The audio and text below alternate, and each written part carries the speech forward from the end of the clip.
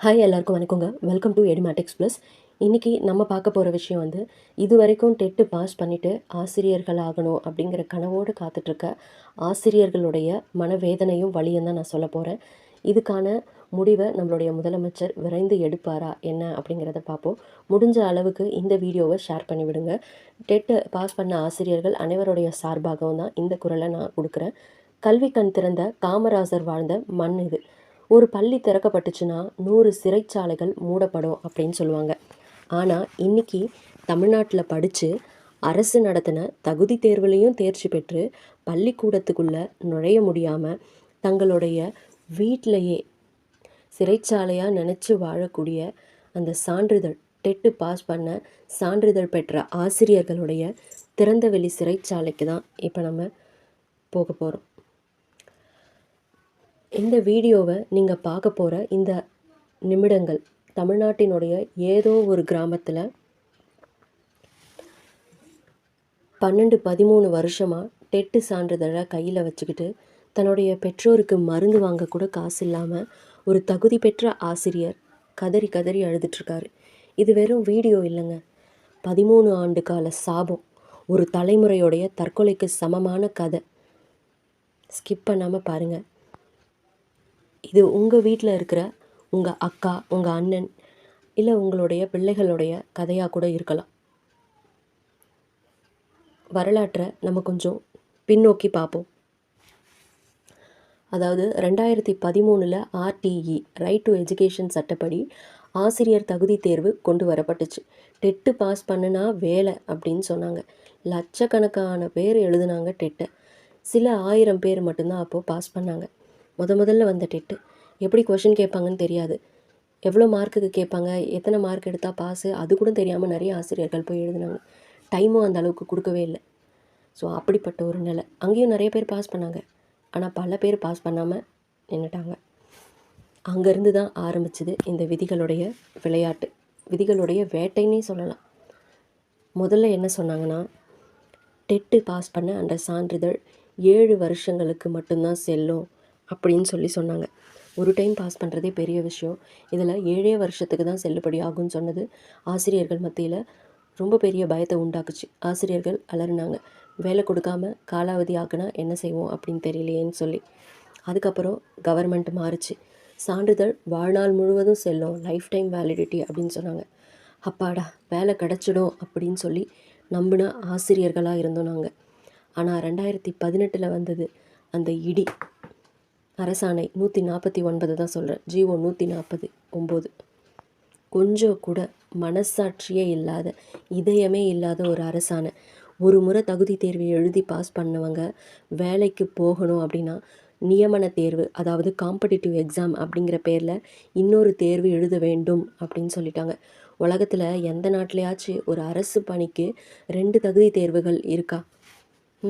UPSC டிஎன்பிஎஸ்சியில் கூட prelims mains அப்படின்னு சொல்லி ஒரே வருஷத்துலேயே முடிச்சிருவாங்க. ஆனால் இங்கே ஒரு தேர்வு எழுதி, அதுவும் தகுதி தேர்வை எழுதி 10 வருஷம் 12 வருஷம் 13 வருஷம் கழித்து இன்னொரு தேர்வு எழுத சொல்கிறது எந்த ஒரு நியாயம்? 2013 பாஸ் பண்ணவங்க 2017, 19, 22 கடைசியாக போன வருஷம் 2025 வரைக்கும் பாஸ் பண்ணி காத்துட்ருக்கவங்களுடைய எண்ணிக்கை மட்டும் ஆயிரக்கணக்கிலலாம் இல்லை, லட்சக்கணக்கில். ஒவ்வொரு முறையும் பாடத்திட்டம் மாறுது, ஒவ்வொரு முறையும் பாடத்திட்டம் மாறுது, தேர்வு கட்டணமும் உயருது. ஆனால் ஆசிரியர்களுடைய வாழ்க்கை தரம் மட்டும் பாதாளத்துக்குள்ளே தான் போயிட்டுருக்கு. டெட்டு பாஸ் பண்ண ஆசிரியர்களுடைய மிகப்பெரிய வலி என்ன தெரியுமா?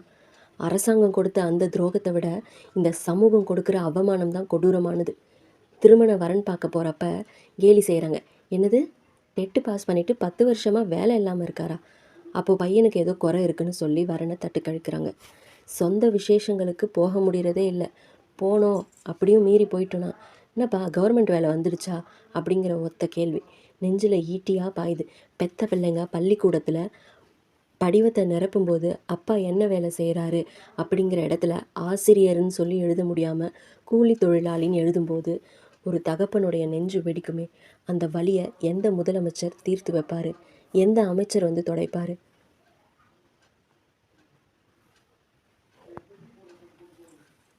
2013 மாநில அளவில் சிறந்த மதிப்பெண் பெற்ற ஒரு ஆசிரியை இன்றைக்கி 2026 ₹100க்காக 100 நாள் வேலை திட்டத்துக்கு, அதாவது மகாத்மா காந்தி திட்டத்துக்கு மண் சுமக்க போகிறாங்க. ஒரு ஆசிரியர் பகலில் தனியார் பள்ளியில் ₹5000 சம்பளத்துக்கு வேலை பார்த்துட்டு நைட்டில் குடும்பத்தை காப்பாற்றுறதுக்காக செக்யூரிட்டியாக மாறுறாரு. தேர்தல் வரும்போதெல்லாம் இந்த ஆசிரியர்கள் அத்தனை அரசியல் கட்சிகளுக்கும் ஒரு வாக்கு வங்கி பிஸ்னஸ். மேடைகளில் மைக்கு பிடிச்சி முழங்குறவங்கலாம் என்ன தெரியுமா சொல்லுவாங்க? நாங்கள் ஆட்சிக்கு வந்தோன்னா கையெழுத்தே அரசாணை 109 தான், அதை தான் நாங்கள் ரத்து பண்ணுவோம். அரசாணை 149 ரத்து அப்படின்னு சொல்லுவாங்க.